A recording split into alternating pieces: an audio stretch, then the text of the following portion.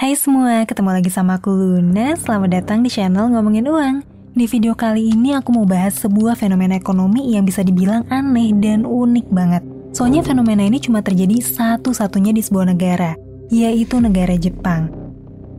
Sampai saat ini Jepang selalu dipandang sebagai negara maju. Masyarakatnya disiplin, kaya sejarah budaya, dan juga pop culture yang digemari sama masyarakat dunia. Tapi di balik semua hal itu, ekonomi Jepang nyimpen masalah terpendam yang sangat mengancam masa depan mereka. Bayangin deh, lebih dari sepertiga penduduk Jepang saat ini adalah lansia di atas 65 tahun. Angkatan kerja usia muda jumlahnya makin dikit. Tiap tahun penduduk Jepang tuh terus berkurang. Soalnya jumlah penduduk yang lahir lebih dikit daripada yang meninggal. Angkatan muda Jepang ngadepin kultur budaya kerja yang sangat konservatif. Budaya senioritas yang tinggi, birokrasi kerja berlapis yang matiin inovasi baru, sampai akhirnya nyebabin tingkat depresi yang sangat tinggi di kalangan angkatan produktif Jepang. Nah, di video kali ini aku mau bahas lebih mendalam akar masalah ekonomi Jepang yang jadi fenomena menarik buat kita pelajarin bareng-bareng. Yuk kita bahas satu persatu. Yang pertama itu krisis kependudukan. Selama 4 tahun terakhir, Jepang ini ngalamin penurunan populasi karena angka kelahiran mereka turun terus tiap tahun. Bayangin aja deh, di tahun 1973, angka kelahiran bayi di Jepang itu mencapai 2 juta bayi dalam 1 tahun. Sementara di tahun 2022, angka kelahiran bayi cuma 800 ribu jiwa aja. Di saat yang sama, penduduk yang meninggal tuh 2 kali lipat angka kelahiran, yaitu 1,6 juta jiwa. Artinya Jepang udah kehilangan 800 ribu penduduknya cuma dalam waktu 1 tahun. Buat pertahanin jumlah populasinya aja, idealnya tiap perempuan di Jepang tuh harus ngelahirin seenggaknya 2 orang anak. Tapi kenyataannya, rasio kelahiran bayi per perempuan di Jepang itu cuma 1,3 bayi per perempuan. Dampaknya tiap tahun ada banyak sekolah di Jepang yang tutup, soalnya udah nggak punya murid lagi. Banyak rumah di pelosok Jepang yang terbengkalai dan nggak dihuni lagi. Bahkan lebih banyak popok yang terjual buat lansia daripada buat bayi. Kalau misalnya tren ini terus berlanjut, diperkirain di akhir tahun 2100 nanti, penduduk asli Jepang cuma tersisa 53 juta jiwa aja. Dan bisa jadi benar-benar punah dalam beberapa abad ke depan. Masalah kependudukan ini juga berdampak sama ketergantungan ekonomi yang ngebebanin generasi mudanya. Saat ini jumlah penduduk lansia mencapai 1/3 jumlah penduduk. Artinya 1 dari 3 penduduk Jepang adalah lansia yang nggak bisa produktif kerja lagi. Bahkan 40% perusahaan di Jepang tuh terpaksa nih masih memperkerjakan pegawai berusia 70 tahun ke atas. Dan kalau tren ini terus berlanjut, di tahun 2060 nanti, jumlah lansia di Jepang bakal mencapai 50% penduduk. Artinya 1 di antara 2 penduduk Jepang adalah lansia.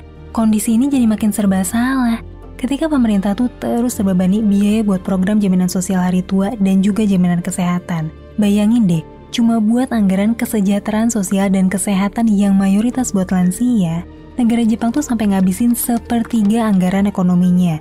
Semua biaya itu dibebanin ke APBN Jepang, yang notabene dibiayain sama pajak masyarakat dan juga utang negara, yang rasionya tuh udah makin mengkhawatirkan.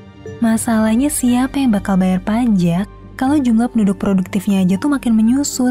Lembaga Keuangan Dunia kayak IMF tuh udah memprediksi kalau ekonomi Jepang bisa turun sebesar 25% dalam 40 tahun.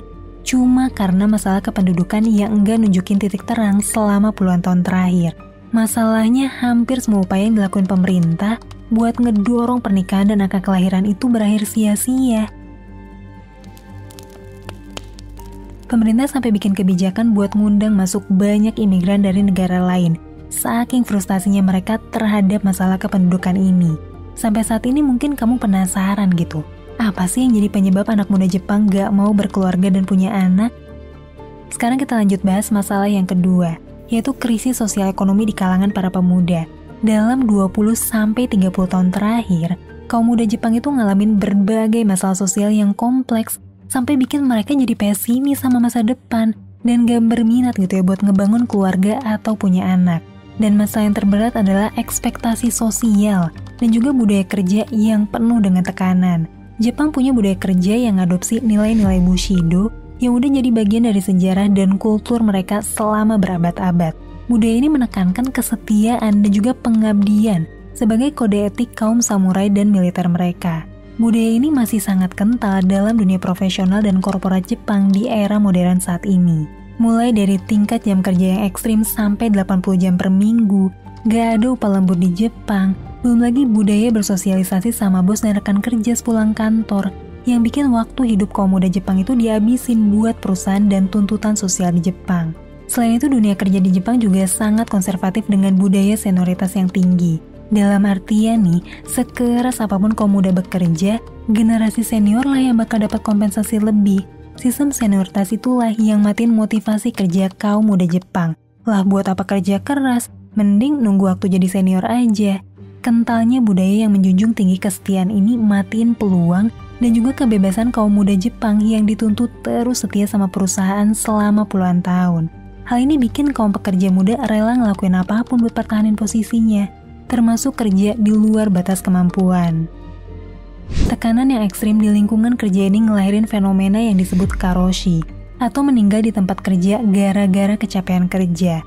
Fenomena kaum muda yang pingsan atau ketiduran di stasiun atau tengah jalan itu tuh jadi pemandangan yang kelihatan di kota besar kayak Tokyo. Ekspektasi sosial dan intensitas kerja yang tinggi ini terus jadi tekanan mental buat kaum pemuda di Jepang sampai saat ini. Banyak dari mereka yang putus asa dan milih buat mutus hubungan sosial mereka sama masyarakat dan hidup menyendiri. Pemutusan hubungan sosial ini bahkan jadi fenomena tersendiri yang disebut hikikomori, di mana nih banyak pemuda Jepang yang ngurung diri di rumah dan kamarnya selama bertahun-tahun, berhenti berinteraksi sosial karena trauma sama ekspektasi dunia luar. Tercatat seenggaknya ada 1,5 juta penduduk Jepang yang mutusin hubungan sosial dan jadi hikikomori.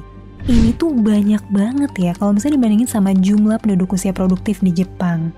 Di luar fenomena hikikomori, jutaan kaum muda di Jepang juga nggak sanggup ngidupin dirinya sendiri secara mandiri dan masih bergantung hidup numpang di rumah orang tuanya. Tercatat sekitar 17 juta kaum produktif muda di Jepang masih hidup bergantung sama orang tuanya. Hal ini bikin ekonomi Jepang jadi serba salah. Di satu sisi Jepang sempat ngalamin percepatan ekonomi luar biasa di tahun 80-an yang bikin Jepang jadi negara maju. Tapi di sisi lain semua indikator ekonominya ngalamin tren negatif dan seolah nggak bisa diperbaiki lagi. Kita lanjut bahas masalah yang ketiga, yaitu ekonomi Jepang yang jalan di tempat. Di tahun 70-80-an, Jepang tuh ngalamin kemajuan ekonomi yang luar biasa banget. Bursa saham Jepang meroket dan bikin masyarakatnya berinvestasi saham tanpa mikir potensi risiko. Sampainya terjadi krisis ekonomi yang menghantam Jepang di tahun 90-an, yang bikin bursa saham Jepang hancur lebur dan ninggalin trauma mendalam buat kaum tua Jepang. Sejak kejatuhan bursa saham di Jepang, masyarakat Jepang tuh jadi trauma dan anti sama yang namanya investasi, buka usaha, atau upaya apapun yang dinilai berisiko secara ekonomi. Makanya kaum tua di Jepang selalu ngasih nasihat buat terus nabung, jangan belanja, jangan ngutang, jangan investasi, jangan berani buka usaha atau jadi entrepreneur. Mendingan jadi karyawan aja, rajin nabung dan berhemat. Nyatanya nasihat ini bikin tingkat konsumsi Jepang terus menurun. Akibatnya ekonomi Jepang mandek, soalnya masyarakatnya cenderung berhemat dan gak mau belanja. Harga barang di Jepang cenderung stagnan bahkan turun harga. Hal ini matiin industri dan makin bikin masyarakatnya nunda buat belanja. Bank Sentral Jepang tentu berupaya gitu ya buat nurunin suku bunga serendah-rendahnya, buat ngedorong konsumsi dan ngerangsang warga Jepang buat berbisnis. Tapi jurus ekonomi itu nggak berlaku buat masyarakat Jepang. Berdasarkan data dari Bank Dunia, dari 190 negara, Jepang ini menduduki peringkat 106 dalam hal kemudahan memulai bisnis dan peringkat 90 dalam kemudahan dapat pinjaman kredit.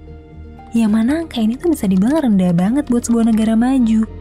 Aktivitas ekonomi yang jalan di tempat, kebijakan moneter yang gagal, penyerapan pajak yang rendah, APBN yang tersandra jaminan sosial, semua itu akhirnya bikin pemerintah Jepang terpaksa ngutang buat menggenjot ekonomi dalam bentuk program pemerintah.